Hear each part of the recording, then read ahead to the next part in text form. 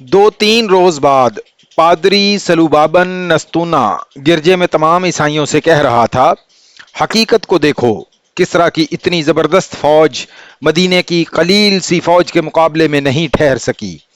تم نے بھی مسلمانوں کا مقابلہ کر کے دیکھ لیا ہے، اب مسلمانوں سے ٹکرا کر تم تباہ ہو جانے کے سوا کچھ نہیں کر سکتے۔ وقت کا ساتھ دو، مسلمانوں نے تمہارے مذہب کے لیے کوئی خطرہ پیدا نہیں کیا، انہوں نے ہمیں اور آتش پرستوں کو بھی اپنی اپنی عبادت گاہوں میں عبادت کی اجازت دے رکھی ہے۔ مسلمانوں نے عدل و انصاف میں جو مساوات قائم کی ہے وہ تم خود دیکھ رہے ہو، اور تم یہ بھی دیکھ رہے ہو کہ تم ان کے خلاف آتش پرستوں کے دوش بدوش لڑے تھے، لیکن مسلمانوں نے تمہارے خلاف کسی قسم کی انتقامی کارروائی نہیں کی۔ انہوں نے کاشتکاروں کی زمینوں پر قبضہ نہیں کیا، ان کی فصلوں میں اپنے گھوڑے اور اونٹ نہیں چھوڑے، بلکہ آتش پرست حاکم ان غریب کسانوں پر جو ظلم و تشدد کرتے اور ان کی کھیتیوں کی پیداوار اٹھا لے جاتے تھے، یہ لوٹ گھسوٹ ختم ہو گئی ہے۔ اس حقیقت سے انکار نہ کرو کہ مسلمان رعایا کو پورے حقوق دے رہے ہیں۔ تم پر خدائے یسوع مسیح کی رحمت ہو۔ ایک سردار نے پادری سلوبا کو ٹوکتے ہوئے کہا، کیا تم ہمیں یہ ترغیب دے رہے ہو کہ ہم مسلمانوں کی اطاعت قبول کر لیں؟ کیا یہ ہماری بے عزتی نہیں؟ ایک اور سردار نے کہا، کیا یہ ہماری بے عزتی نہیں؟ مسلمانوں نے تمہاری عزت کی طرف آنکھ اٹھا کر بھی نہیں دیکھا۔ پادری سلوبا نے کہا، کیا تم نے انہیں پھانسنے اور گمراہ کرنے کے لیے اپنی لڑکیوں کو نہیں بھیجا تھا؟ کیا وہ تمہاری لڑکیوں کو اٹھا کر نہیں لے جا سکتے تھے؟ اور مت بھولو کہ کسرا کے حاکموں نے تمہاری کتنی لڑکیوں کے ساتھ زبردستی شادی کی تھی۔ جسے جو لڑکی اچھی لگتی وہ اسے حکمن لے گیا۔ اور یہ بھی سوچو کہ فارس کے وہ سالار اور کماندار کہاں ہیں جن کے ساتھ مل کر تم مسلمانوں کے خلاف لڑے تھے؟ کیا انہوں نے تم سے پوچھا ہے کہ تم کس حال میں ہو؟ کیا انہوں نے آ کر دیکھا ہے تم میں سے جو مارے گئے ہیں ان کی بیویاں کس حال میں ہیں، ان کے بچے کس حال میں ہیں؟ اور مسلمان تمہیں سزا تو نہیں دے رہے؟ بے شک وہ ہمیں بھول گئے ہیں۔ ایک بوڑھے سردار نے کہا، تو بجا کہتا ہے مقدس باپ۔ ایک اور سردار بولا، اب بتا ہمیں کیا کرنا چاہیے، تو ہمیں کس راستے پر لے جانا چاہتا ہے؟ یہ تمہاری سلامتی کا راستہ ہوگا۔ پادری سلوبا نے کہا، اب میں تمہارے جان و مال کی اور تمہارے مذہب کی سلامتی چاہتا ہوں۔ میں مسلمانوں کی اطاعت قبول کر رہا ہوں، اور میں اس تمام علاقے کی تمام قابل کاشت اراضی کا لگان وصول کر کے مسلمانوں کو ادا کیا کروں گا۔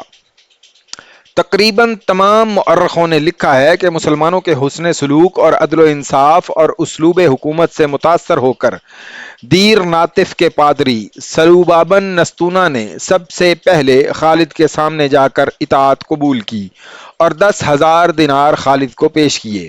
اس رقم کے ساتھ وہ ہیرے اور بیش قیمت موتی بھی تھے جو کسرا اردشیر نے پادری سلوبا کو تحفے کے طور پر دیے تھے۔ یہ موتی دراصل رشوت تھی جو اردشیر نے عیسائیوں کو مسلمانوں کے خلاف لڑانے کے لیے پادری سلوبا کو دی تھی۔ خالد کے حکم سے ایک معاہدہ لکھا گیا۔ یہ معاہدہ مدینہ کے سالار خالد بن ولید اور سلوبابن نستونا کی قوم کے ساتھ طے ہوا اور تحریر کیا جاتا ہے۔ اس کے مطابق سلوبابن نستونا عیسائی قوم کی طرف سے 10,000 دینار سالانہ بطور جزیہ ادا کرے گا، اور کسرا کے ہیرے اور موتی اس رقم کے علاوہ وصول کیے جائیں گے۔ جزیہ کی رقم صرف ان عیسائیوں سے ہر سال وصول کی جائے گی جو اس کی اطاعت اور توفیق رکھتے ہیں، جو کمانے کے قابل ہوں گے۔ ہر کسی کو جزیے کا اتنا ہی حصہ دینا پڑے گا جتنا وہ آسانی سے ادا کر سکے گا۔ اس معاہدے کی روح سے مسلمانوں پر یہ فرض عائد ہوتا ہے کہ وہ عیسائیوں کی بستیوں اور ان کی خانقاہوں کا ہر طرح کا تحفظ کریں گے۔ پادری سلوبابن نستونا کو اس کی قوم کا نمائندہ تسلیم کیا جاتا ہے، جیسا کہ اسے اس کی قوم نے تسلیم کیا ہے۔ اس معاہدے پر جو خالد بن ولید نے کیا ہے تمام مسلمان رضامند ہیں اور اس پر عمل کریں گے۔ پادری سلوبا اس علاقے کی نامور شخصیت تھی۔ ارد گرد کے بڑے بڑے سرداروں اور سرکردہ افراد نے جب دیکھا کہ سلوبا نے خالد کی اطاعت قبول کر لی ہے تو وہ سب ہیرا پہنچے اور خالد کی اطاعت قبول کرنے لگے۔ انہوں نے جو نقد جزیہ ادا کیا وہ 20 لاکھ درہم تھا۔ مسلمانوں کی شجاعت کی دھاک دور دور تک بیٹھ گئی اور بڑا وسیع علاقہ مسلمانوں کے زیر نگیں آ گیا۔ خالد نے وقت ضائع کیے بغیر اس علاقے میں اسلامی حکومت قائم کر دی اور انہی سرداروں میں امراء منتخب کر کے مختلف علاقوں میں مقرر کر دیے۔ اس کے ساتھ ہی اپنی فوج کے کچھ دستے اس مقصد کے لیے سارے علاقے میں پھیلا دیے کہ کہیں سے اسلامی حکومت کے خلاف بغاوت نہ اٹھ سکے۔ یہ دستے گھڑ سوار تھے اور برق رفتار۔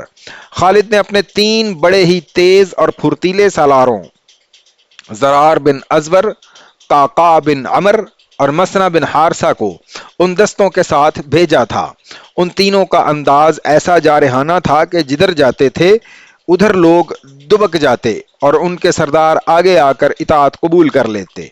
اس طرح جون 633 عیسوی ربیع الآخر 12 ہجری میں دجلہ و فرات کے درمیانی علاقے اسلامی سلطنت میں آ گئے۔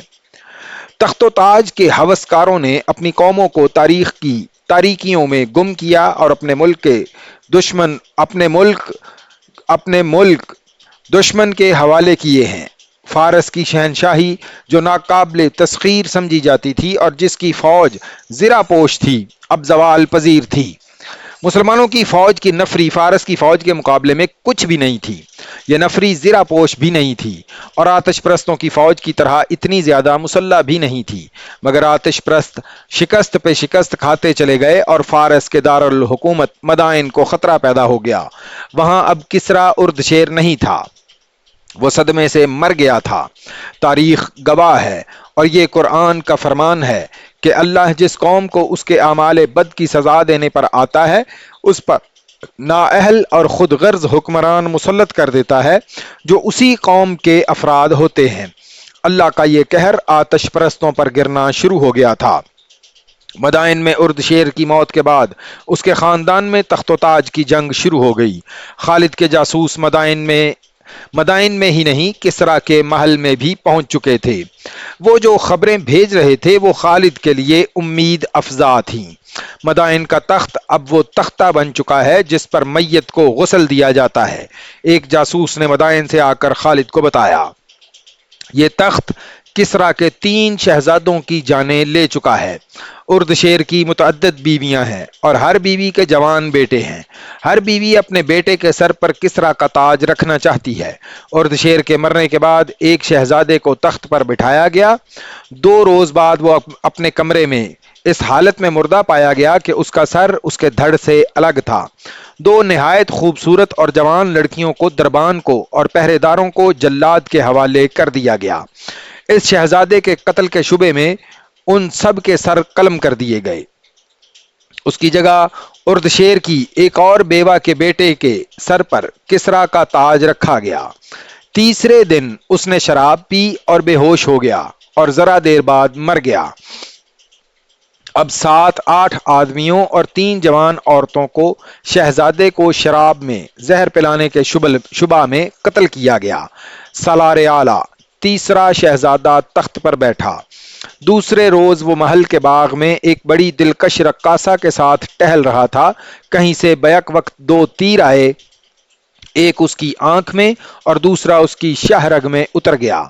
کسریٰ کا تخت پھر خالی ہو گیا۔ تخت ابھی تک خالی ہے۔ کسریٰ کے وزیر اور 2 سالاروں نے تاج پوشی کا سلسلہ روک دیا ہے۔ انہوں نے فیصلہ کیا ہے کہ جو علاقے فارس کی شہنشاہی میں رہ گئے ہیں انہیں مسلمانوں سے بچایا جائے۔ انہوں نے دجلہ کے پار اپنی فوج کو اس طرح پھیلا دیا ہے کہ ہم جس طرف سے بھی پیش قدمی کریں گے ہمیں روک لیا جائے۔ ان کی اس فوج کی نفری کتنی ہوگی؟ خالد نے پوچھا۔ ہم سے دگنی ہوگی، جاسوس نے جواب دیا۔ اس سے زیادہ ہوگی، کم نہیں ہو سکتی۔ مدائن دجلہ کے پار ہے، آتش پرست ہمیں دریا پار نہیں کرنے دیں گے۔ اللہ کے دریا اللہ کی راہ میں لڑنے والوں کو نہیں روک سکتے۔ خالد نے کہا، آتش پرست ہمیں روکنے کے قابل نہیں رہے۔